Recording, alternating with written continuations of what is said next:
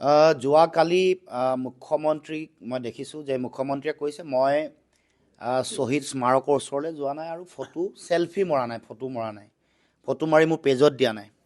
মুখ্যমন্ত্ৰী ডাঙৰীয়াক ক'ব খোজোঁ যে শ্বহীদসকলৰ যি মহান ত্যাগ সেয়া চেলফি মাৰি ফটো উঠি স্মাৰকলৈ গৈ ফটো উঠিলেই ইয়াক প্ৰকৃত সন্মান কৰা নুবুজায়। শ্বহীদসকলৰ ত্যাগক যদি প্ৰকৃত সন্মান আৰু শ্ৰদ্ধা জনাব লাগে তেতিয়াহ'লে শ্বহীদসকলৰ ত্যাগৰ বিনিময়ত আমি অসমৰ জনগণে পোৱা অসম চুক্তিক ৰূপায়ণ কৰি দেখুৱাব লাগিব। অসম চুক্তিৰ ৬ নম্বৰ দফা কাৰ্যকৰী কৰিব লাগিব। অসম চুক্তিৰ ভিত্তিত বিদেশী নাগৰিকৰ নাম চিনাক্তকৰণ কৰি তেওঁলোকক কৰ্তন কৰাৰ ব্যৱস্থা গ্ৰহণ কৰিব লাগিব। আপোনালোকে বা আপুনি অসমত জাপি দি অতিৰিক্ত 53 বছৰৰ বিদেশী বোজা জাপি দি অসম চুক্তিৰ ৫ নম্বৰ দফা আত্মাটোক হত্যা কৰিছে। আমাৰ শ্ৰদ্ধা শ্বহীদৰ প্ৰতি হৃদয়ত আছে। আমি শ্বহীদসকলৰ ত্যাগৰ যিটো মূল লক্ষ্য আৰু উদ্দেশ্য সেই লক্ষ্যত উপনীত হ'বৰ কাৰণে আন্দোলন কৰি আছোঁ, সংগ্ৰাম কৰি আছোঁ। আপোনাৰ দৰে শ্বহীদসকলৰ ত্যাগক ৰাজনৈতিক হাতিয়াৰ হিচাপে ব্যৱহাৰ কৰিবলৈ আমি চেষ্টা কৰা নাই। আপুনি পাহৰি নাযাব যি ৰাষ্ট্ৰীয় নাগৰিকপঞ্জী উন্নীতকৰণৰ পাইলট প্ৰজেক্টৰ কাম যেতিয়া বকো আৰু ছয়গাঁৱত আৰম্ভ হৈছিল, যেতিয়া আমছুৱে ভাতৃঘাতী সংঘৰ্ষৰ সৃষ্টি কৰি তাত মানুহ মৃত্যুমুখত পৰিছিল, আমছুৱে পতা শ্বহীদ দিৱসত আপুনি মুখ্য অতিথি আছিল। পাহৰি নাযাব মুখ্যমন্ত্ৰী ডাঙৰীয়া।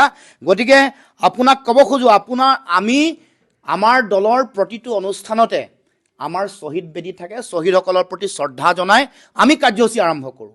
আমাৰ প্ৰতিখন সভাতে শ্বহীদসকলৰ প্ৰতি শ্ৰদ্ধা জনাই 1 মিনিট মৌন প্ৰাৰ্থনা কৰোঁ। মুখ্যমন্ত্ৰী হিমন্ত বিশ্ব শৰ্মাক মই প্ৰত্যাহ্বান জনাইছোঁ, আপোনাৰ সাহস আছে যদি, দম আছে যদি, আপোনালোকৰ কাৰ্যালয় বিজেপিৰ কাৰ্যালয়ত শ্যামাপ্ৰসাদ মুখাৰ্জী আৰু দীনদয়াল উপাধ্যায়ৰ কাষত থকা প্ৰতিমূৰ্তিত শ্বহীদ বেদী স্থাপন কৰি দেখুৱাওক।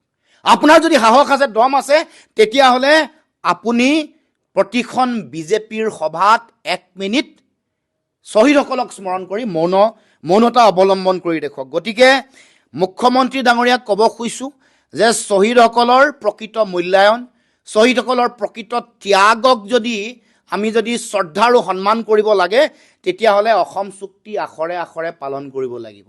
অসম চুক্তিৰ ৬ নম্বৰ দফা আৰু ৫ নম্বৰ দফাক নাচ্ছাত কৰা বাতিল হ'ব লাগিব। আৰু মুখ্যমন্ত্ৰী ডাঙৰীয়াক ক'ব খুজিছোঁ শ্বহীদৰ কোনো শ্ৰেণী বিভাজন নাই। অসম আন্দোলনৰ শ্বহীদসকলৰ প্ৰতি যি সন্মান বিৰোধী গণ আন্দোলনৰ শ্বহীদসকলৰ প্ৰতিও সমান সন্মান হ'ব লাগিব।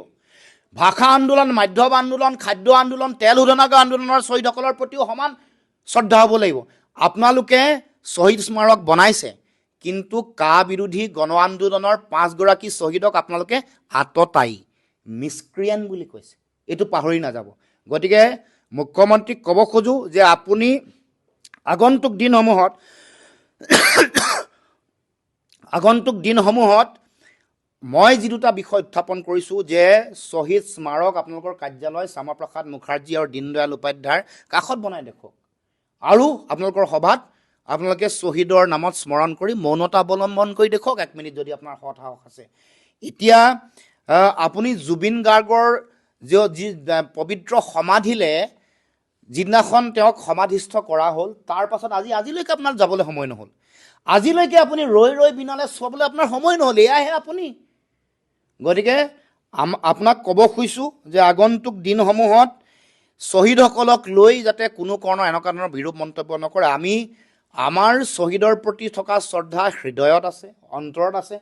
শ্বহীদসকল য'তেই নাথাকক লাগিলে শ্বহীদ বেদী, যিটো শ্বহীদ বেদীকে দেখোঁ, যিটো শ্বহীদ স্মাৰককে দেখোঁ, তাৰ প্ৰতি প্ৰতিটো শ্বহীদ বেদীতে আমি মূৰ দুৱাওঁ, শ্বহীদসকলৰ প্ৰতি শ্ৰদ্ধা জনাওঁ। আপুনিয়ে সেইজন হিমন্ত বিশ্ব শৰ্মা যি সদৌ অসম ছাত্ৰ সন্থাক ভাঙিবৰ কাৰণে, কিনিবৰ কাৰণে আপুনি মহাবিদ্যালয়ৰ পদূলিয়ে ঘূৰি ফুৰিছিল। আপুনিয়ে এটা বেলেগ ছাত্ৰ সন্থা খুলিবৰ কাৰণে উঠি পৰি লাগিছিল।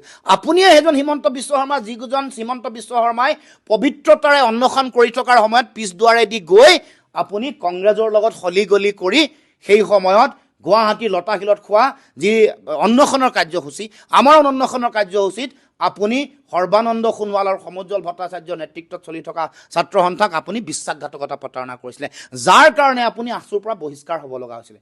গতিকে আপুনি শ্বহীদসকলৰ স্মাৰকৰ গৈ চেলফি বা ফটো উঠা ধৰণৰ কথাৰে শ্বহীদসকলক পাতল কৰি নিদিব আৰু আপুনি অপমান নকৰিব।